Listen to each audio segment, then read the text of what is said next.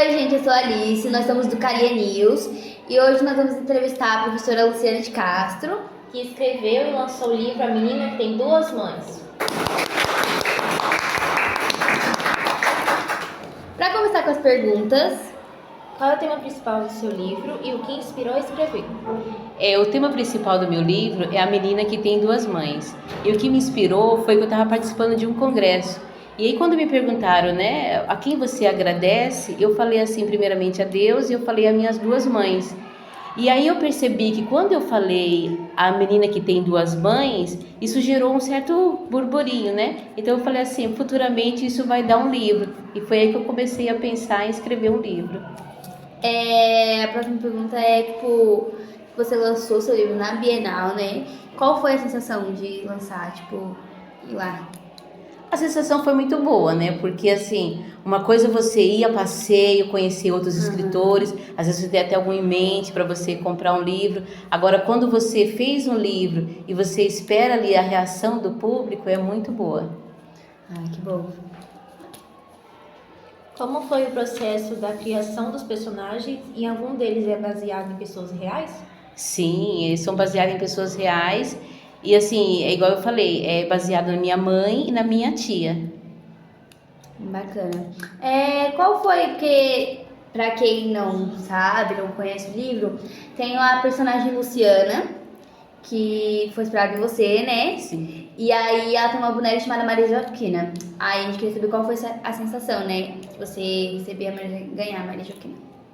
Assim, eu tive várias bonecas, mas em especial a Maria Joaquina marcou muito, porque para mim ela tinha vida na minha infância, e assim, no livro até procuro retratar um pouco das brincadeiras do passado, e para mim eu tinha aquela coisa de estar dando comidinha, dar banho na Maria Joaquina, cortar a unha dela, cabelo, e quando meu irmão estragou a cabeça dela, que ele fez de bola, o meu pai foi lá e consertou. Então ela tá toda remendada. Então para mim assim foi como se ela voltasse a viver. Tivesse renascido, né? Sim, é.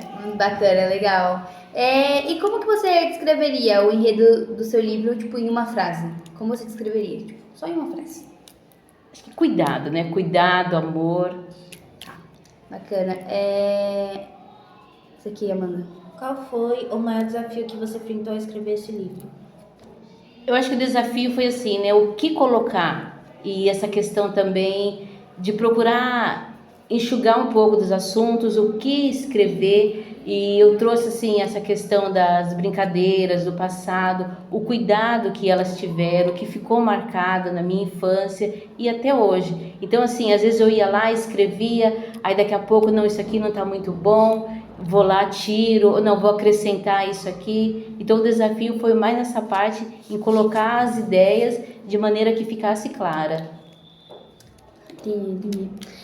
Houve alguma parte da escrita que foi especialmente difícil ou que, você escreveu várias vezes até ficar, o final, que você falou, não, tá bom, esse aqui tá ótimo, eu vou deixar esse mesmo. Eu acho que é a questão das brincadeiras, né? Porque eu queria já falar várias coisas, eu falei, não, vou tentar dar uma enxugada e deixar esse ponto aqui principal, o que marcou, que foram mais assim as brincadeiras mesmo. Tá bom. Como você chegou no título? Então, o título, igual eu falei, né? Foi aquela questão quando eu estava no congresso, sempre que eu falava, e eu sempre procurei agradecer primeiramente a Deus e a elas.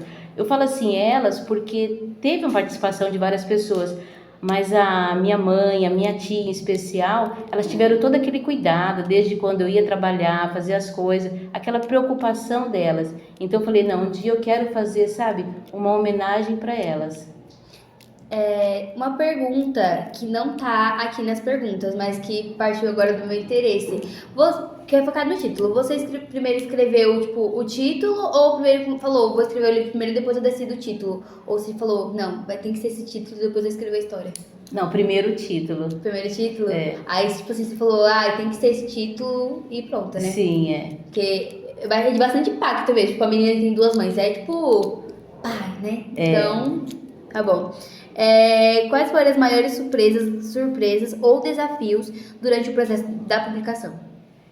Eu acho que assim, a surpresa foi um pouco a reação das pessoas E o desafio, mais a questão de, por exemplo, quando eu comecei a escrever um trecho, e aí que eu procurei um ilustrador, que ele pudesse fazer de acordo com aquilo que eu estava mais ou menos imaginando. É do jeitinho que você queria, né? Porque Sim. é seu livro, então, pra também não ficar, né? É. Aí, que é Nos conte um pouco sobre a sua vida acadêmica. Isso. Eu fiz magistério, depois fui fazer pedagogia, trabalhei um pouco na área também de jornalismo, na redação, e atualmente eu dou aula para educação infantil. Bacana, bacana. O que você espera que os leitores tirem dessa história? Tipo, existe uma mensagem central do seu livro?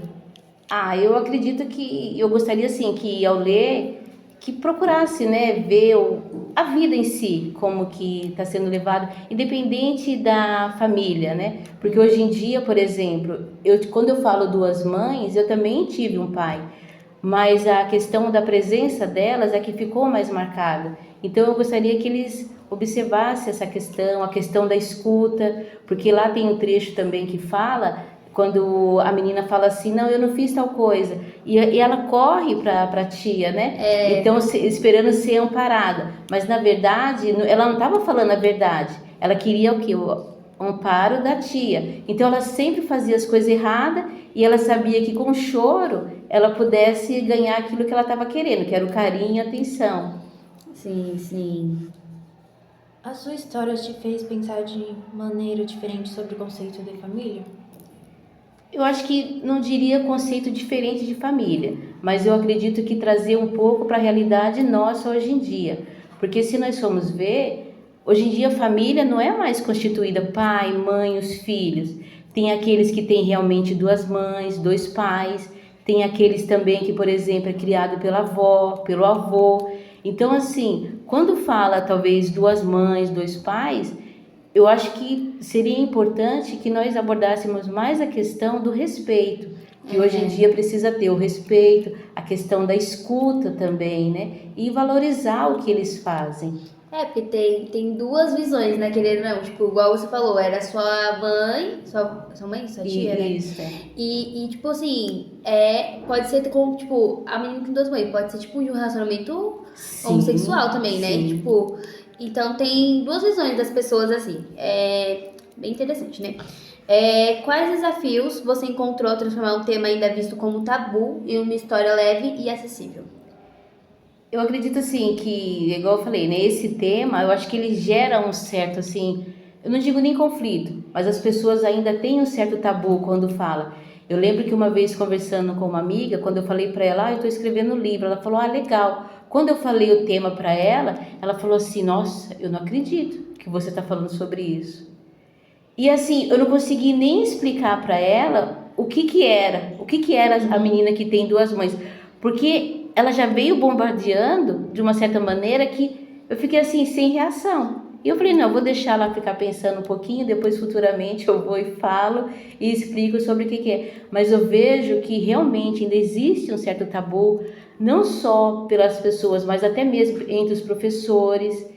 E eu acredito assim, não digo aceitar, mas a questão do respeito é fundamental. E, por exemplo, se uma mãe chegar ou então a criança mesmo falar, não olhar com aquela cara de deboche, ou então, sabe, uma coisa assim como se fosse totalmente fora do mundo. Não, hoje em dia está presente e acredito que as pessoas precisam mais trabalhar essa questão.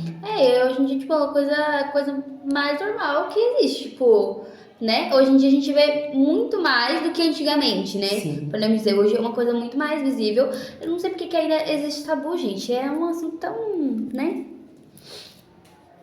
Qual foi o Feedback que você recebeu das pessoas e simplesmente da sua família após o lançamento do livro?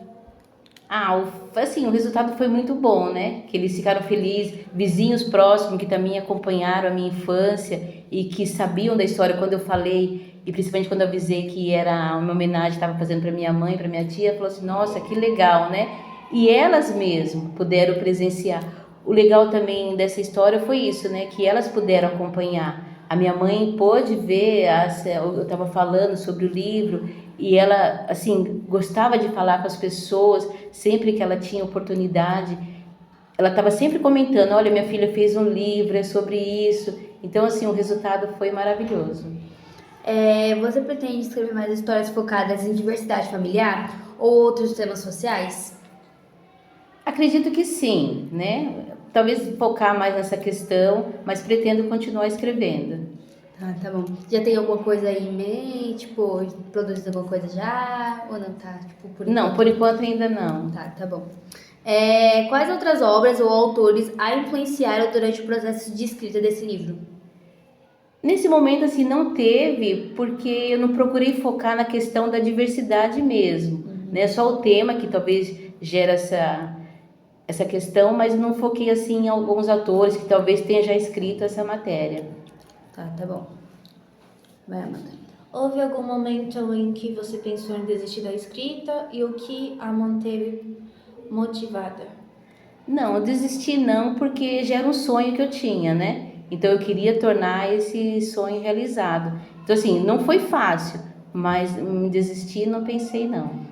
Que bom, né? Porque muita gente pensa em desistir e fala assim, nossa, vou escrever, mas vai ser tão difícil de lançar e não sei o quê, não sei o quê. Sim. Aí acaba desistindo, né? Mas que bom que você não teve, né? Como você acha que a ausência de um dos pais pode impactar o desenvolvimento emocional de uma criança?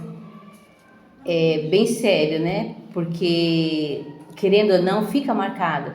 Mas eu acredito também que deva conversar, quer seja a mãe ou quer seja só o pai que está criando a criança ali. Eu acho que tem que ser aos poucos, à medida que a criança vai crescendo, e conversando com eles. Porque a criança vai crescendo, ela vai questionar, ela vai fazer vários questionamentos.